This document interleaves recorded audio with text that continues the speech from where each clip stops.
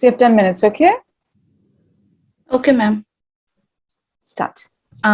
Honorable guests, my respected teachers, all the presenters and participants, Assalamu alaikum. This is Lutfunahar Mahmoud Oishorjo, and I'm a student at University of Liberal Arts, Bangladesh. The topic of my paper is Atrocity on Afghan Hazaras, portrayed in Khaled Hosseini's The Kite Runner. Abstract. Khaled Hosseini's masterpiece, The Kite Runner, delineates the grievous aspects of the lives of Afghan Hazaras, the third largest ethnic group in Afghanistan. Hosseini depicts the worst scenario of the state by developing a master-slave relationship between Pashtuns and Hazaras, as well as portraying an antagonistic relationship between Taliban and Hazaras. Although growing up together in Kabul, Afghanistan, raising in the same family and sharing many things together, the two main characters, Amir and Hassan, are seen to have a distinct social class, and which determines their future. In addition, the social prejudice, ethnic class difference, and racial violence present in Afghan society ruins the beautiful childhood of Hazara boys like Ali, Hassan, and Sohrab. Hence, the novel demonstrates the social catastrophe of the country by comprising the darkness of racial discrimination, dehumanization, slavery of the Hazaras, their deprivation of the basic education, both mental as well as physical assault, oppression, and murder. This paper aims at explicating the atrocity on Afghan Hazaras, pointed out in Hosseini's prolific piece, The Kite Runner. Well, Afghanistan as a whole is a multi-ethnic and tribal society. The ethnic groups are Pashtun, Tajik, Hazara, Uzbek, Turkmen, and so on. The majoritarian community often controls the society. Pashtuns are first largest group and Hazaras are the third largest group in Afghanistan. So Hazaras are victimized and prejudiced as the minority of the society. A news article published in Al Jazeera on 27th June 2016 named Afghanistan, Who Are Hazaras, covered that the Pashtuns think that Hazaras should be their servants, and even highly educated, open-minded non-Hazaras feel a certain discomfort if they encounter Hazaras in any authoritative position. The basic difference between Hazaras and Pashtuns are Hazaras are mainly Shia Muslims, Persian speaking. Hazaras are considered as the inferior lower class. Being deprived of education, they could never see the face of wealth and success. Having some Asian features, they look much different than the Pashtuns in Afghanistan. And Pashtuns are Sunni Muslims, followers of 2000-year-old law named Pashtunwali. Having Middle Eastern features, they possess a traditionally different belief and lifestyle than the Hazaras. In the novel, the narrator Amir says, Hassan and I fed from the same breast. We took our first step on the same lawn in the same yard, and under the same roof, we spoke our first words. So Amir and Hassan grew up together. But the fact is, they grew up into distinct ethnic class in the society. Ali and Baba grew up together as childhood playmates, but in none of his stories, Baba ever referred to Ali as his friend. I never thought of Hassan and me as friends either. So, as like Amir and Hassan, Baba and Ali also grew up together, but they could never be friends. That is perhaps because a colonizer and a colonized can never be friends, as we can see in A Passage to India by E.M. Foster. And Ali and Hassan are the servants of Baba and Amir. Pashtuns are dominant groups of the society, and they can never think of Hazaras as equal to them. In that sense, they colonized the minority of the society. Ali, Hassan, and Sohrab. All the three characters are the Hazaras in the novel. Here we can see Ali had been orphaned at the age of 5. Two rich young people killed his parents because of drunk driving, and Ali was adopted by Amir's grandfather. Ali had no possession or inheritance to speak of. And Baba could never recognize Hassan as his son because of the racial prejudice, and Hassan had to serve as a servant to his own brother. Hassan is looked down upon by other children because of the racial outrage, and Hassan was brutally tortured and raped by Asif, a Pashtun boy. Hassan lost his life for the same vengeance. Sohrab had been orphaned too, as his parents were killed by the Taliban. Asif wanted to torture Sohrab as well. Asif wanted to exclude all the Hazaras from Afghanistan.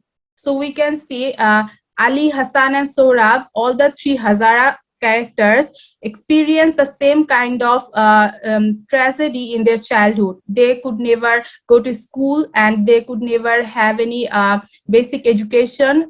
They were often tortured. That is seen in the novel. And social class and prejudice. Amir's house was the most beautiful house in the Wazir Akbar Khan district, and Hassan lived in a mud hut near the garden of Amir's luxurious home. So though they played together, they always lived together, but their home shows us how they were different in class in the society. They belong to different classes in the society. At the time of political unrest created by Taliban, Amir could leave the country because of his father's wealthy social status, but Hassan had to lose his life along with his wife in the hands of Taliban. Ali and Hassan was called as flat-nosed because they were Mughal descendants and looked a little like Chinese people. The school textbook barely mentioned them and referred to their ancestry. So the official textbooks also represented the prejudice of the Afghan society. And Amir was surprised that a history book which he found in his mother's bookshelf had an entire... Yes, ma'am? Sorry to interrupt. You have 3 minutes to go. Okay, ma'am. And Amir was surprised that a history book which he found in his mother's bookshelf had an entire chapter dedicated to Hassan's people, as if Hassan's people cannot get place in such a book. And when Amir showed that chapter to his teacher, the teacher commented something on Hazaras, and while commenting, he said that he wrinkled his nose when he said the word Shia, as like it was some kind of disease. And Asif, a Pashtun boy in the novel, he said, "A loyal Hazara, loyal as a dog." So Hazaras are not human beings to Asif. They are as loyal as dogs to the Pashtuns. And Asif also said to Hassan that because to him, to Amir, you are nothing but an ugly pet, something he can play with, something he can kick when he is angry. And Asif justified his torture over Hassan, saying that there is nothing sinful about teaching a lesson to a disrespectful donkey. So Amir constantly dehumanizes Hazara boy Hassan. At the time of torturing Sohrab, he said, "All I want is the boy, Sohrab, ethnic cleansing." Asif murmured. So excluding Hazaras is like a work of ethnic cleansing to Asif, because in his belief, Hazaras are garbage in the beautiful mansion, Afghanistan. Asif said to Amir when Amir went to rescue Sohrab, "What do you want to do with him?" Then with a coy smile, he added, "Or to him, have you tried it?" So here Asif doubts as if Amir also wanted to rape Sohrab, as if a Hazara boy is such a material which can only be taken for torture. And Amir, as a Pashtun boy, said, Amir represented in the novel as Amir remained silent when he discovered Hassan in a helpless condition. Although Hassan said many times to him that 1,000 times for you. Amir cowardly left the boy with whom he always played and also who served him as a master. Amir neither did anything to help Hassan nor even told Baba and Ali about the unfortunate event happened to Hassan. Eventually, he pretended as if he didn't know what happened. After being tortured when Hassan returned, he had the blue kite in his hands, and that was what Amir could see at first. Amir prioritized the blue kite more than a Hazara boy, no matter what the boy had gone through, no matter if he had gone through the worst possible thing that could happen to a child. Heart. And Amir described Hassan's helpless eyes, saying that it was a look I had seen before. It was a look of the lamb. So again, that Hazara boy was considered as an innocent animal which can be raped by a human. Amir, in the same way, described Sohrab's scared eyes, saying that Sohrab's eyes flicked to me. They were slaughter sheep's eyes. So he also dehumanizes Sohrab unconsciously, perhaps, though he was about to rescue him. My paper is in progress. I am still generating ideas on the topic, and I will be glad to have your precious feedbacks.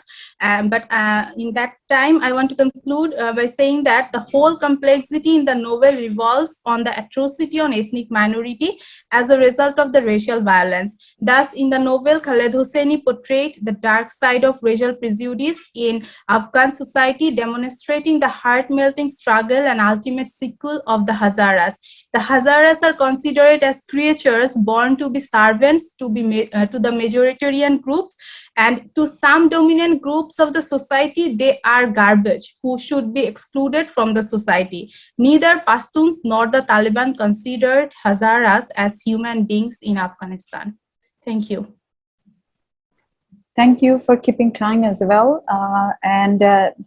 To the audience now, the floor is open for question answer. If you have any questions for Lutfun Nahar, you can either, as I have written here in the chat box, you can write it here or directly ask her. I think it was a very wonderful close reading of the texts, and the kind of within the culture, the rift that there is. You have actually beautifully, you have been able to kind of showcase that. So wonderful. So maybe if towards the end, if you can still ask her a question, you can.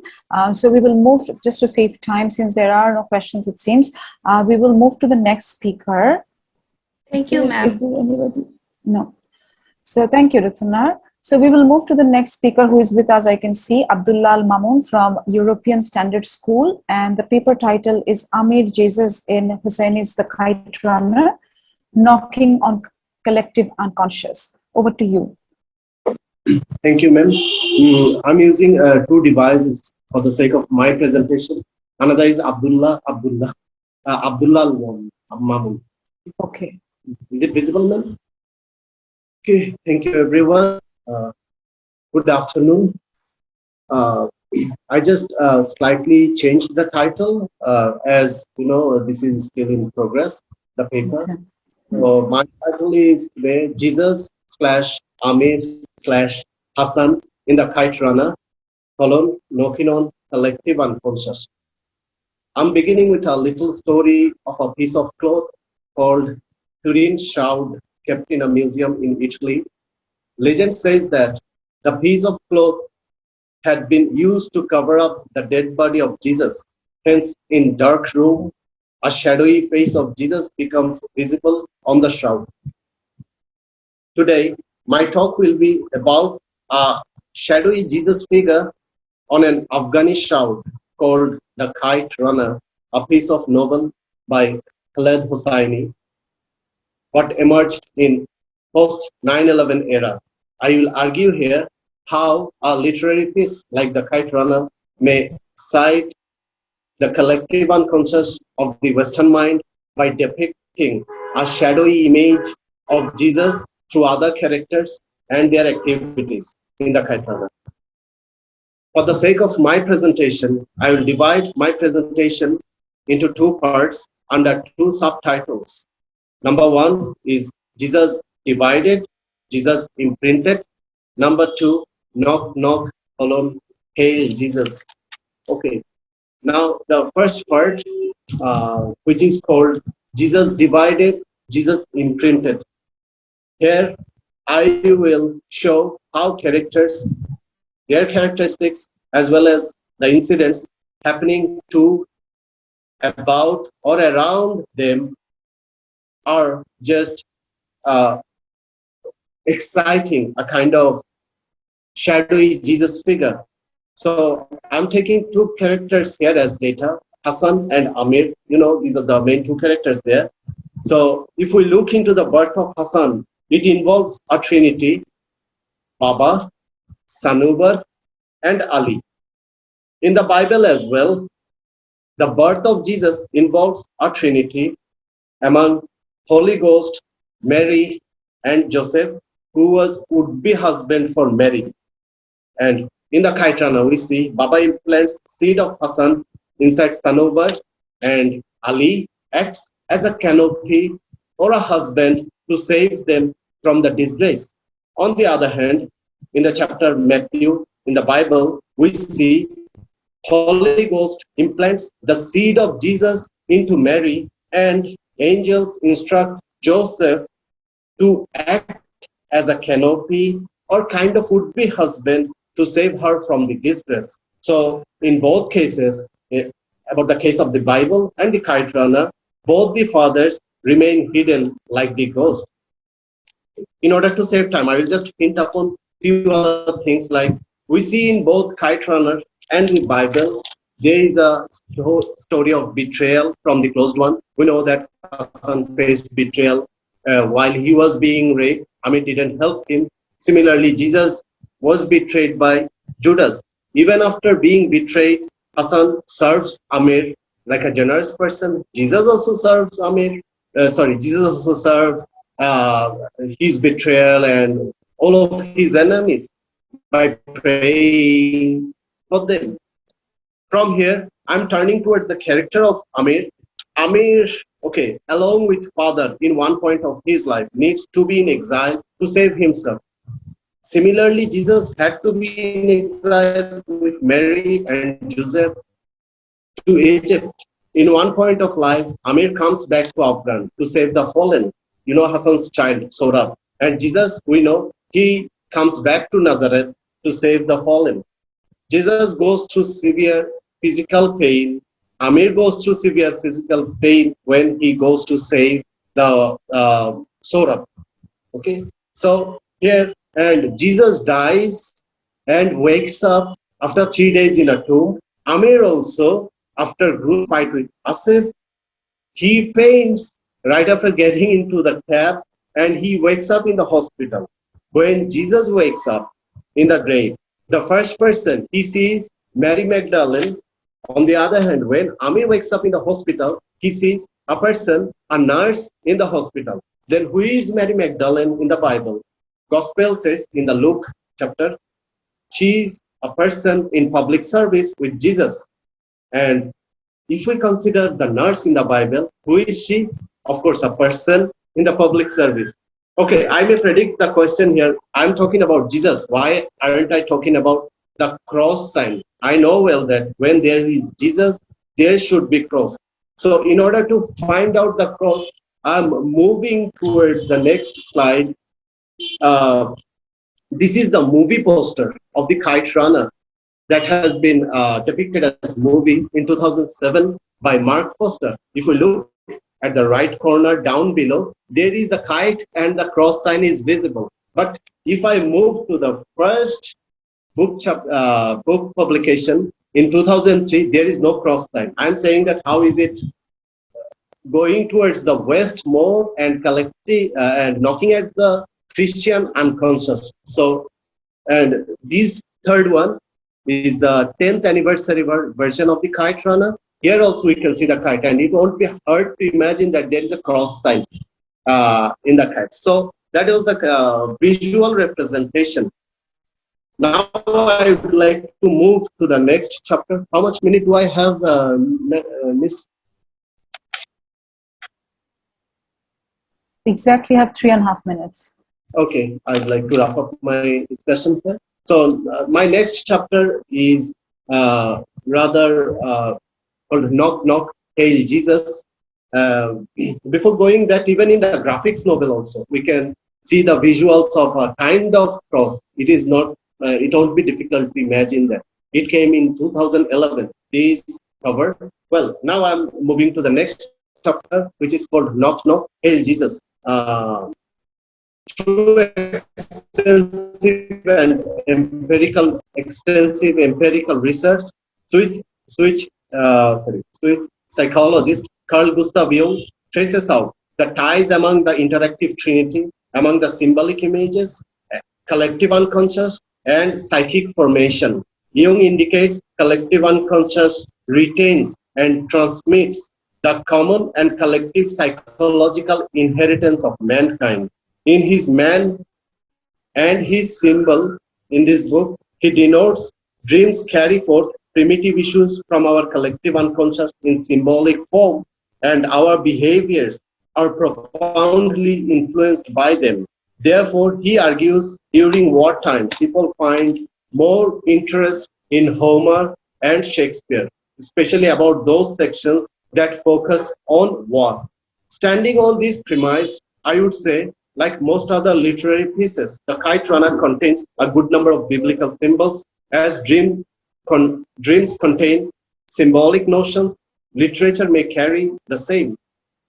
As through symbols, dream may influence our behaviors, a piece of literature may do so. In that case, I would love to give a term. It may be we may call the Kite Runner dreamature, dream plus literature, because it is containing a kind of symbol.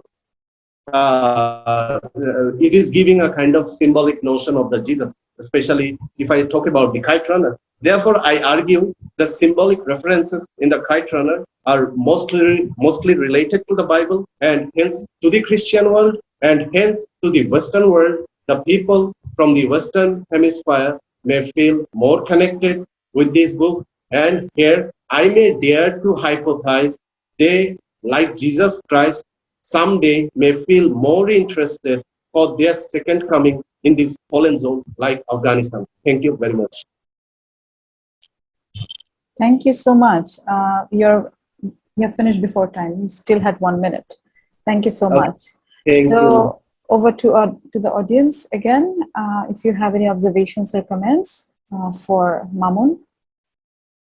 It's amazing that how we have in this panel of the 4 papers, 3 are on the same novel, The Kite Runner. So for the graduate students who are attending, if you're studying the novel in any under any courses, this is a huge opportunity for you to investigate and engage with the novel from different diverse perspectives, right? So anyone?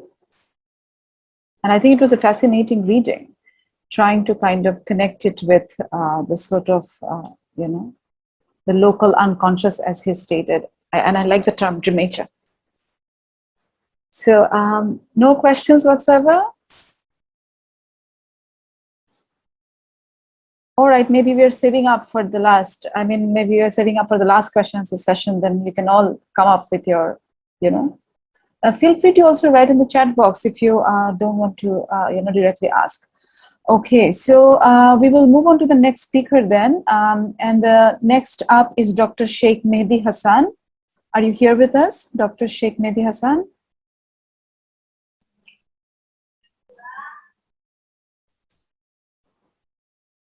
I can't.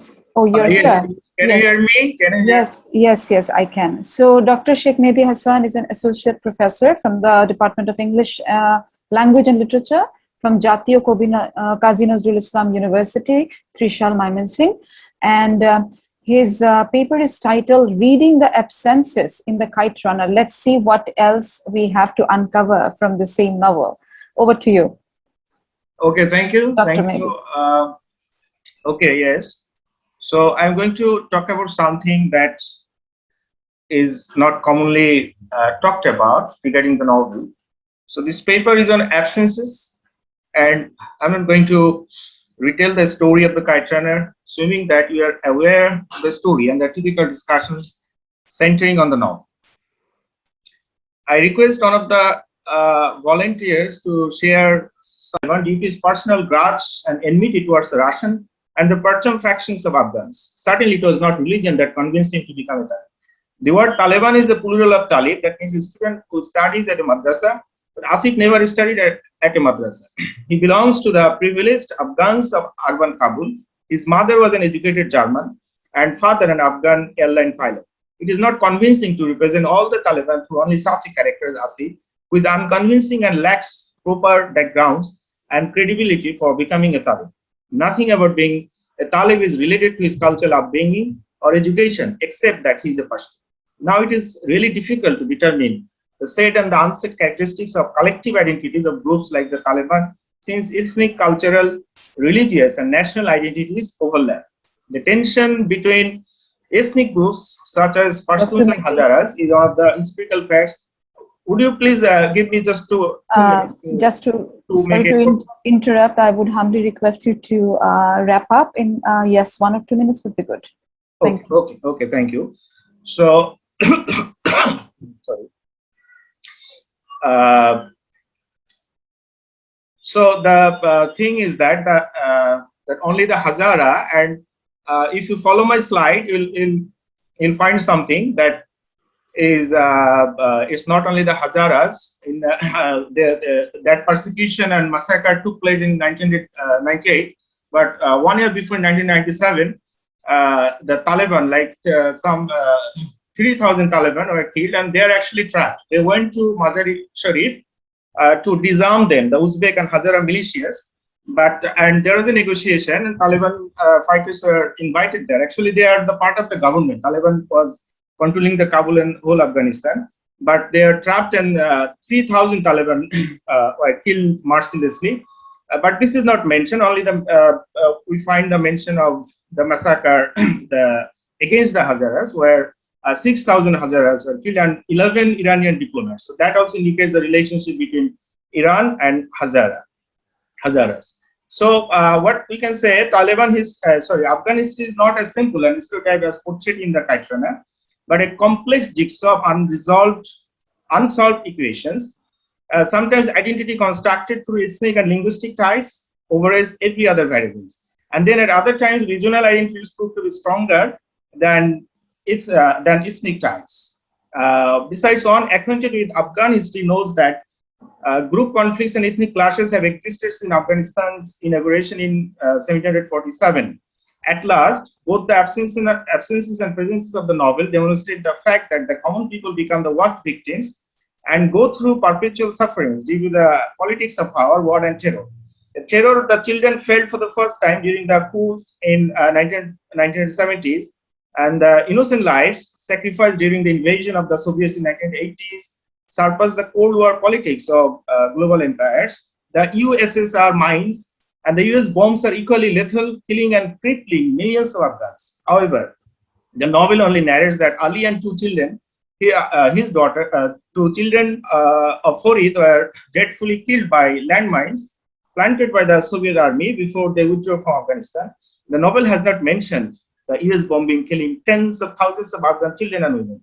Besides, the presences of the Taliban atrocities and suppression causing extreme poverty and the absences of the fatal attacks of anti-Taliban groups all speak of the predicament of the people who are forced to lead life no better than that of the colonized. Life may seem a fantasized tale for the Afghan diaspora in the US and elsewhere, but a burning hell haunting innocent lives forever in Afghanistan.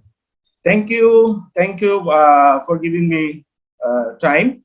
So this is the Thank you so end. much. And one sentence, the one-sided picture of radicalism or extremism fuels stereotypes and substantiates imperialist agenda of subduing any resistance movement by military might in the name of a global war and terror. The Kite Runner's absences indirectly promote this imperialist agenda and also contribute to Islamophobic discourses constantly produced in Western media and intelligentsia.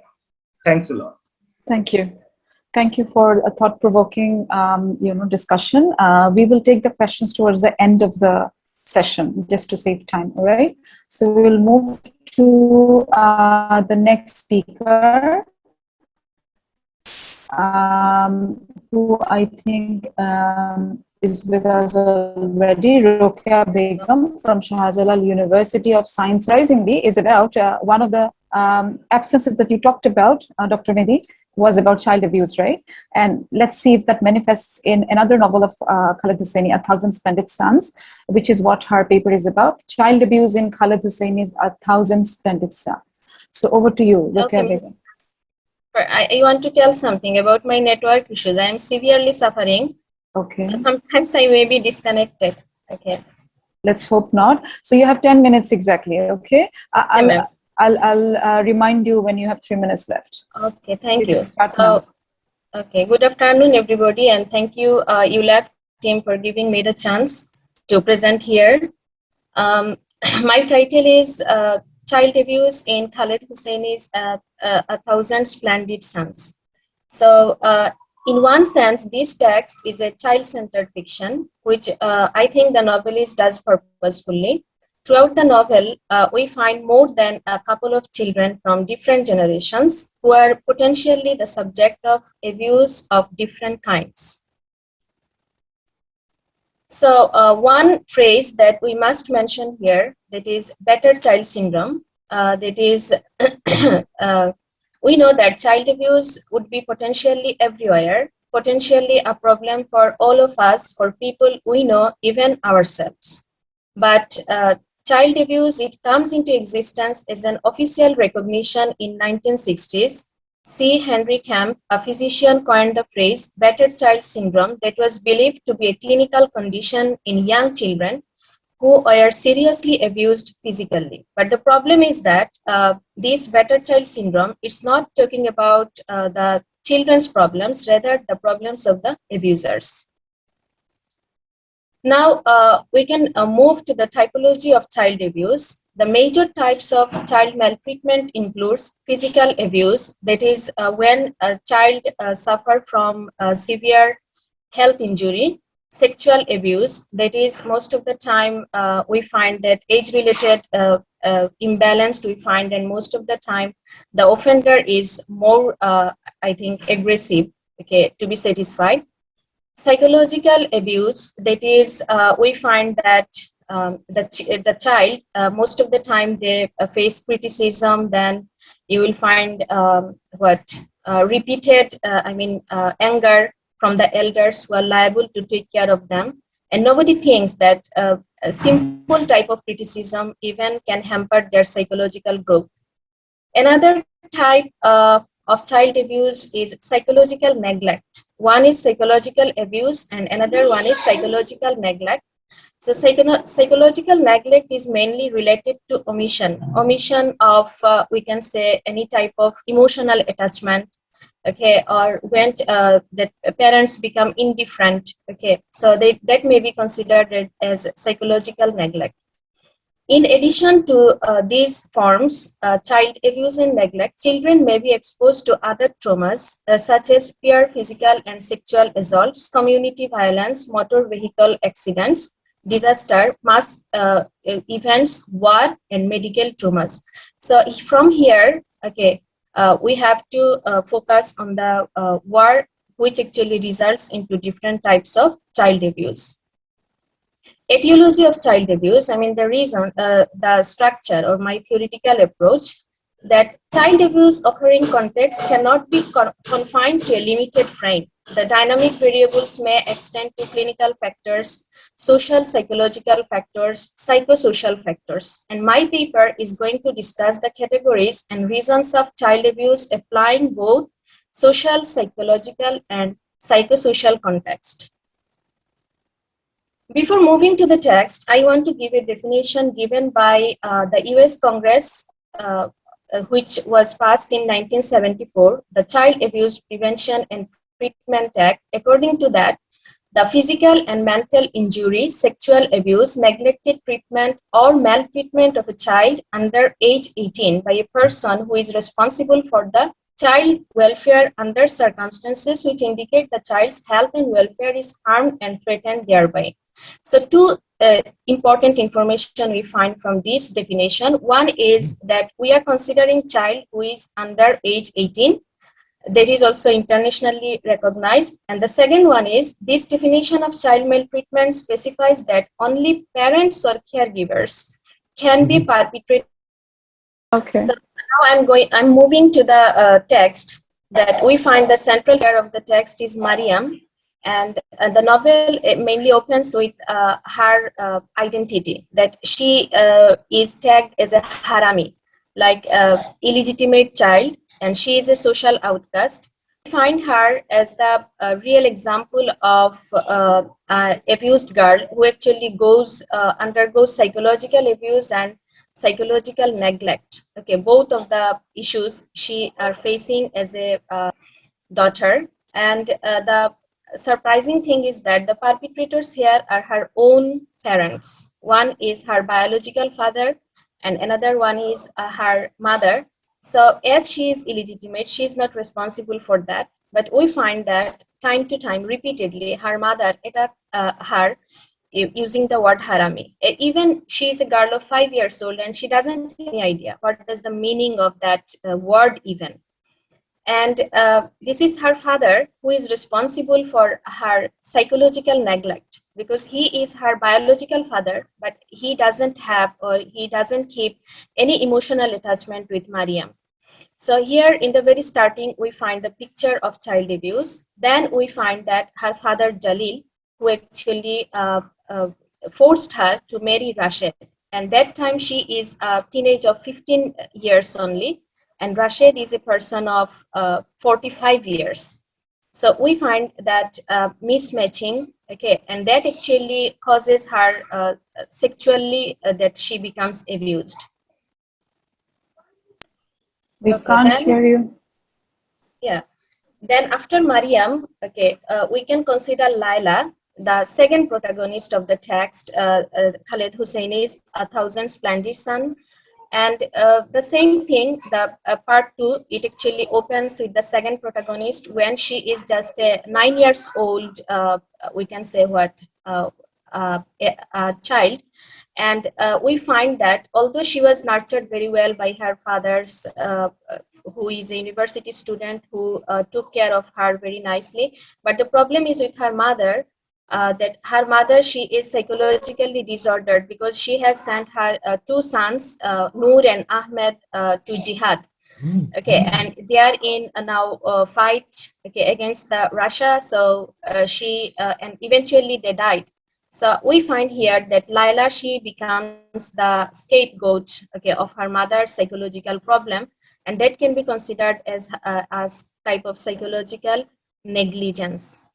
And here we find that war, that is internal, the battles among different sects of Taliban, it causes also different types of, congenial atmosphere for child abuse.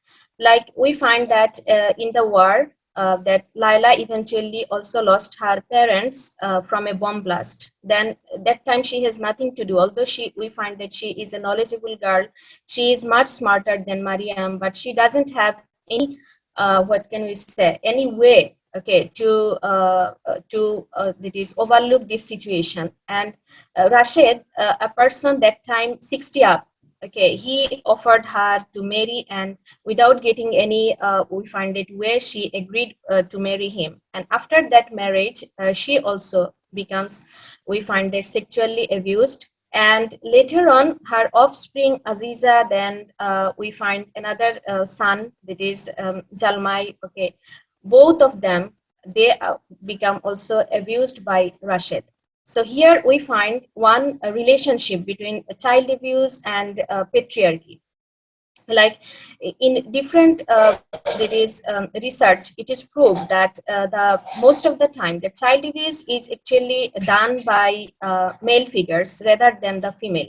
And another thing, the person who is a wife that is abuser, he is also the child abuser.